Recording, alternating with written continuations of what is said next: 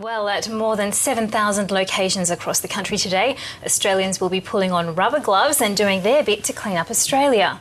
Last year, more than 500,000 volunteers took part in the annual event.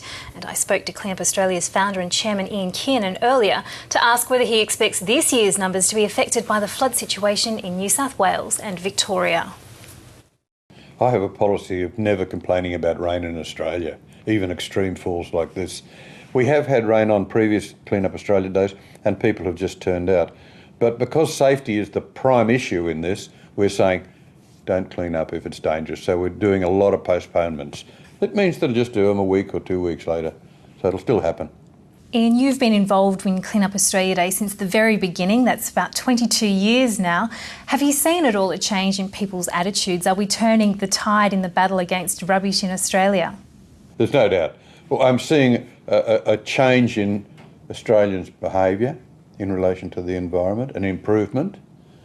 I have photos on my desk of Whiting Beach on the first clean-up day, and there is a military landing barge with trucks on it and people with kayaks and carrying bags out and piles of rubbish every few metres, and a site supervisor going like this. You go to that beach today, it is absolutely pristine, and that is the sort of reward that I really get a kick out of. And there are many sites like that around the country. So we are getting better, and I see that people, the early morning swimmers and the walkers, I often see them picking up. I mean, they don't want rubbish all over the beach where they swim every morning. It's just, I'm so proud of my fellow Australians to see that they have made it happen in the way that they have.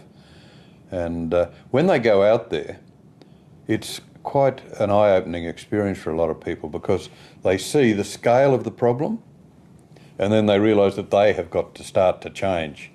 And then so many things happen along the line from that flagship event of Clean Up Australia Day. Clean Up Australia Day obviously looks at the problem in terms of picking up rubbish that's being dumped, but are there also strategies that you'd like to see implemented in terms of reducing the amount of waste that we produce in the first place? Absolutely. I mean, if you look at electronic waste, which is becoming obsolete at such a fast rate, and it's a huge growing problem, we need better design to make it easier to disassemble and recover the components, and we need extended producer responsibility legislation. So whoever makes that, it has to come back to them and they have the responsibility for them. The same with beverage containers. That's why we want to see deposit legislation like they have in South Australia. Recovery rates on beverage containers across Australia, apart from South Australia and Northern Territory, a bit less than 35%. South Australia, 87 to 90%. It works, yet the beverage industry is resisting it. They are even threatening legal action against the Northern Territory government to try and upset the legislation. An example of multinational appalling behaviour. If there was one thing that you could see banished forever from the Australian landscape, what would that be? Well, the first thing I would like to see, because the most common item we get is the cigarette butt, which is largely plastic and has all the carcinogens in it, and one cigarette butt put in 40 litres of water will register that water absolutely toxic.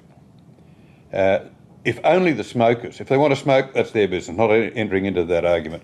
If only they would take more responsibility for the waste, we could knock over the most common item. Then we could go to the next most common item, beverage containers. We'll go to deposit legislation. Off the back of the power of the people, of the volunteers, we want to keep the pressure on government to get these things through. It's hard, it's difficult, because the beverage industry is wealthy, the tobacco industry is wealthy and powerful, and they make political donations. And the fact that they are threatening to engage the Territory in legal action with their deep pockets, they could string that out for years and essentially destroy the Territory government. They have the power to do that. We can't let that happen. The best thing is, the two powers we have is our vote and our purchasing power, and we need to use both of them. And Ian, will you be out there as well on Clean Up Australia Day digging in with all the volunteers? Yeah, absolutely. We were in Brisbane. It's a national day. We don't want to be seen as Sydney-centric. We went to Brisbane and based Clean Up Australia Day out of Brisbane last year. Year before we went to Melbourne. This year we're going to Perth. Next year we'll probably go to Adelaide. So that it gives them ownership of it. and it really strengthens the thing. And to see this enthusiasm come out as a result is really very rewarding.